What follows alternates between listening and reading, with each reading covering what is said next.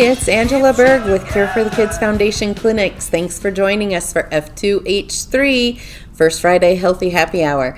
Today, I'm very blessed to have with me our newest addition. I think you're the newest addition to the Cure for the Kids team. Mary LaHoo is a licensed professional counselor who has joined us here to help us grow the availability of our behavioral health and support programs here at Cure for the Kids. And what I asked Mary to join us for today was to talk about the power of positivity. And she's going to share with us a very exciting technique that we can do for ourselves as adults, and we can also do for our kids at home. So with that, I'm going to turn it over to you, Mary. Thanks so much for being here. Thank you for having me. So I know that you wanted to talk a lot about positive psychology and how this can be helpful. And positive psychology is sort of special. It was developed originally by Martin Seligman, and he wanted to create something that could be used for people that don't have any clinically diagnosed mental health issues. It's for people just living their everyday lives that want to take their life from more of a normal or good state to a great state. So Martin Seligman developed this type of psychology for those that do not have clinical mental health diagnoses, that these are people that are just, at a normal or a good level of functioning, but that really want to be at a great level of functioning. Who doesn't want to go from good to great, right? Absolutely. So it's focused on the ways that our thoughts and our feelings and our actions can really affect our perception and our overall well-being. And it really has a focus on our strengths and sort of gratitude and optimism and how these can affect our overall mood and our everyday life. So my roots are really in cognitive behavioral therapy, which also focuses a lot on the way that our thoughts affect our feelings, which affect our actions. And so what I wanted to do is give you a skill from my toolbox that I like to give to a lot of people and that I use in my everyday life that can sort of be within this realm of positive psychology and sort of shaping the way that we perceive various experiences in our life to help us to have an elevated mood, go from good to great. Nice. I love it. I love it. Good. Okay. So I will show you guys the cognitive triangle. And this is something that I teach both children and adults. It's something that anyone can use probably from around the age of around 7 or 8 and up. And we will have some links or some attachments that I will give you a couple of worksheets that you can use to help utilize this skill in your everyday life and practice at home. But for now, I will just kind of go through this with Angela, and we will look at an example situation. And I'm drawing a triangle on my sheet. Each point of the triangle is working and looking at our thoughts, our feelings, and our actions. And we will just sort of look at an example situation. I thought that we would use a situation that's going to be more relevant to adults, but this can easily be adapted, and you can use situations that are relevant to children as well. So I will give you a situation, and we will go through a few thoughts that someone could have, maybe yourself, but maybe just anyone, can have, and we'll see how that affects our feelings and then the ways that we act. Okay. So our situation will be you're at work, and you have walked into the break room, you're about to go get your lunch and sit down to eat, and right as you walk into the break room, 2 of your coworkers are talking and they start laughing. What's one thought that you could have in that situation? Like rats, what are they saying about me? Oh, good. So what are they saying about me? And what kinds of feelings would you have if that was your thought? Hurt. Okay, good. What other feelings? Any others? Almost then starting to get a little defensive. Okay, good. Hurt and defensive. And then what might someone's actions be in that scenario? So we're thinking rats. What are they saying about me? I'm feeling hurt. I'm feeling defensive. I might make a snide comment or shoot a sarcastic look. Okay. So maybe make a snide comment towards those coworkers or shoot them kind of a look of sarcasm. Kind of like the furry eyeball. The furry eyeball. I like that. Okay, so now we're going to take the same situation and we'll go through it 2 more times and come up with 2 different thoughts and then kind of go from there. Okay. So what's one other thought that we can have? So I've been trying to work on giving people the benefit of the doubt. So very with positive psychology. So with my newfound way of thinking, I would walk in and say, "Oh my gosh, they must be talking about something really fun."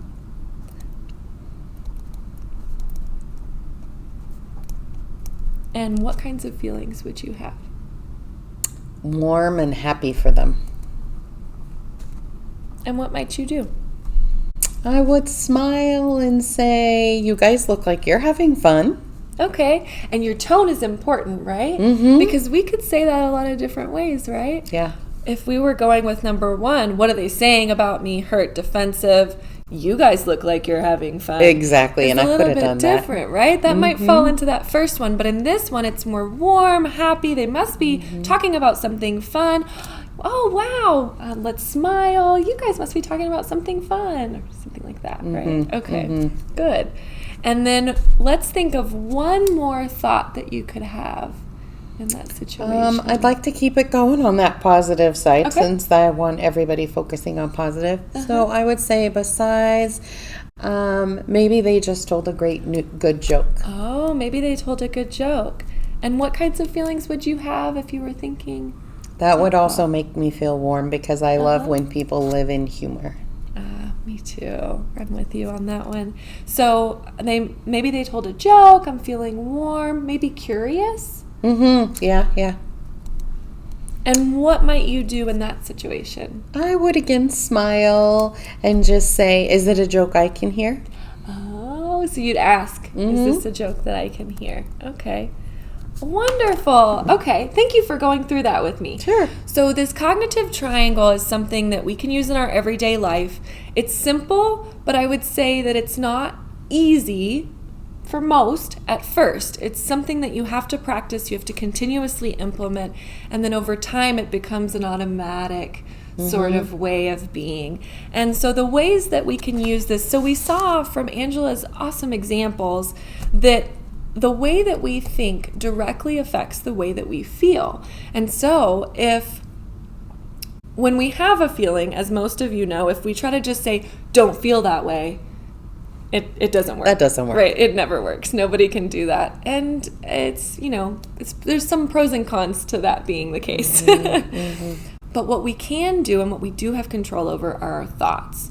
And oftentimes our thoughts directly affect the way that we feel and then can affect the way that we act, which can also kind of have maybe some varying ways of continuing that cycle of our mood and our thoughts. And some unintended consequences. Absolutely. Thus be the reason why I've been working on trying to do that benefit of the doubt, because I think those unintended consequences can come back and bite you often. Absolutely. I 100% agree. So one of the ways that you can implement this in your life is by noticing. So I usually say at the very beginning, you just want to start noticing. Don't try to change anything just yet. Just kind of increase your awareness in your day-to-day life. And a good indicator is that a strong feeling comes up. And then you can kind of, maybe in the moment, maybe if the feeling's really strong, you wait. And afterwards you think, okay, I had this strong feeling. What were the thoughts immediately before and or during that feeling? And try to think about what your self-talk was and if it was grounded in reality and positivity. And if not, finding ways to engage in changing those thoughts. And this is something that the attachments, these worksheets that we're going to have available, walks you through. It gives you an example and gives you interactive worksheets where you can practice this skill on your own at home with both children and adults. I could see where this could become really easy to just become how you have a conversation with your children about a tough situation that you see them get into, or if they get in trouble at school, for example, saying, how might we have looked at that differently? Let's think about that again, and take them through all of those steps. I could see that being really helpful. I love that you brought that up. That is a lovely point. When your children are young, you are forming their self-talk for them as they grow. Important. And what you say, what you reflect about what they're doing, or what feelings maybe they're exhibiting, can really affect the way that they talk to themselves moving forward. Awesome. Good point, Angela. Yay! I look forward to being able to share much more with Mary on future. Thank you so much for being willing to come on and talk about. It's so important that we fix our self-talk, and that we shape the world around us with our own behavior. And I look forward to much more time with you in the future. Thanks again for coming with us today. Thank you. Stay with us, and we'll be back to talk about our essential oils that go along with the power of positivity, and how we can use the essential oils to also improve our frequencies and help with that positive environment that we're trying to grow and have for our families. So we'll be right back. Stay with us. Don't go anywhere.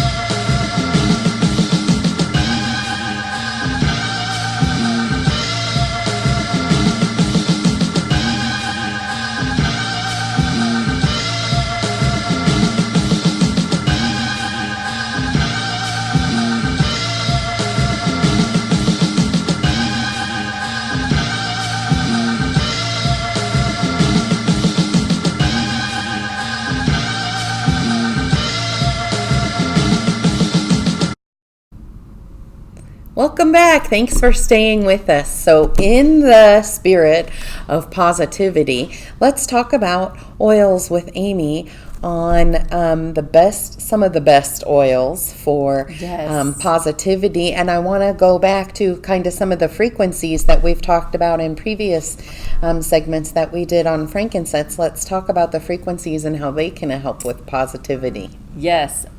Frequencies within your body really...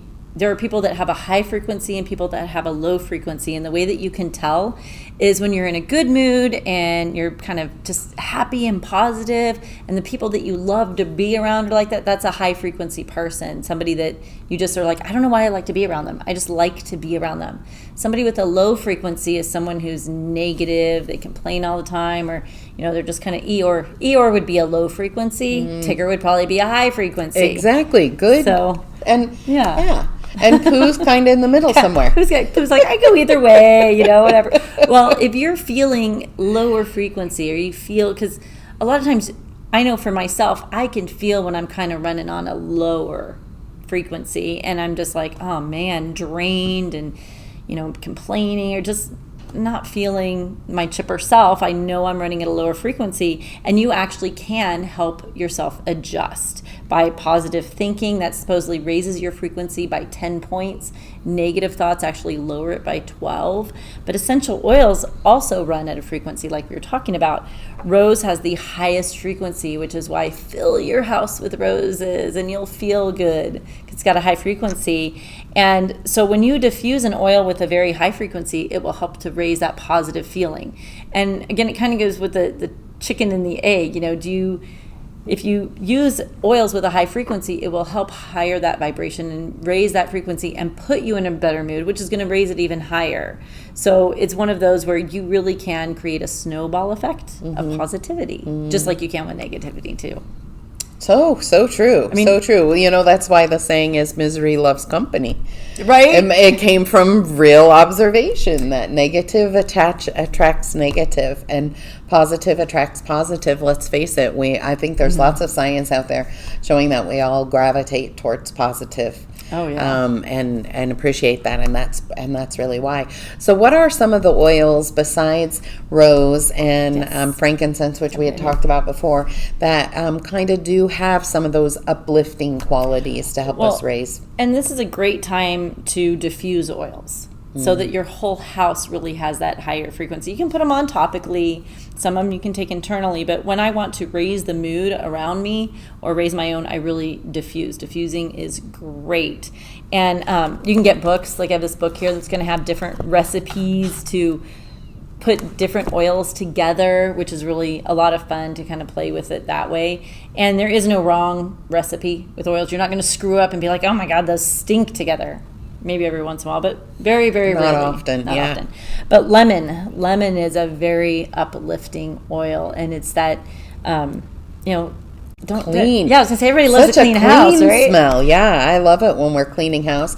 I put lemon in the mop bucket and mop with lemon water. It's very good for cleaning too. But yeah, it does. It just gives you that uplifting sense of, and it's an awake kind of level. So it's I totally love lemon. Me too. I think I've said on here many times lemon's one of my favorites. I like it in water. I like to clean with it. I like to diffuse with it. And you can put this in water, directly in water. Make sure that any lemon that you use, we always use doTERRA, but any lemon oil, any oil you use, if you're going to put it in your body, make sure it has supplemental facts on the bottle. That tells you that you can take it internally. If the bottle says aromatic use only, but that probably means it has synthetics or fillers in it, so you don't want to use that. But you put a little drop in your water, and again, you're getting that frequency and that good mood into your body. It's pretty cool. So lemon is a great one, and with that goes any citrus, really. This is wild orange. One of my favorite diffusing blends is peppermint and wild orange. Oh. It's like cool and crisp, but citrusy. And I remember when my son was going through his journey, a lot of times we do peppermint and wild orange, just kind of wake things up and make you feel not so in the journey. When he was sick and on the couch after treatment or anything, we'd put peppermint and wild orange, and it just kind of wakes things up a little bit. And, this is one of my favorite pick-me-up blends. Oh, I love it. I think we should just coin that as the it's the pick-me-up blend. Yeah. And one time I lost the lid to my peppermint when I was doing a presentation, so I just set the bottle in my cup holder in the car, and I ended up leaving it there because my car smelled so good and pepperminty for like a month. I mean, I just used it as my car diffuser. Nice. Yeah, so those are really great ones. Bergamot. Oh, Is I wouldn't bergamot have thought or of bergamot. I always say bergamot, but Bergamot. I guess that's the... I suppose it depends if you're French or not. So I that's don't like, know. I shop at Target. Yes. It's kind of the same thing, right? Bergamot. Bergamot is actually, it's a citrus as well. So again, that's why it's the positive feeling oil, but it's also the oil of self-worth, self-confidence. Oh, so it's all important part of positivity. It's a very important emotional oil. So this is an oil that is great. Tastes terrible, by the way, because I'd heard that if you put it with honey, it gets rid of sore throats. Oh my gosh, it tastes horrible. I think they had to put the honey just to try to mask the flavor. Don't do it. But it really did help. But it tastes terrible. So this is one for the diffuser. I like bergamot for the diffuser.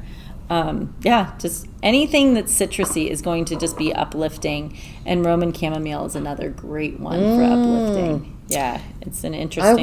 I wouldn't have thought of the Roman chamomile as uplifting because I always think of it as relaxing. Yeah, it's more on the relaxing, uplifting end. It's a combo. It's kind of a combo. Very nice. Whereas stress management. Yeah, it's a good stress management. That it's makes kind of like sense. lavender. Like it's a little more like lavender. But the more you go from citrus into woodsy, you're bringing. It's not you're bringing down your mood, but you kind of are. You're bringing down to grounding as opposed to uplifting. So any of the sandalwood, vetiver, any of the woodsy, frankincense even. Frankincense is very adaptogenic.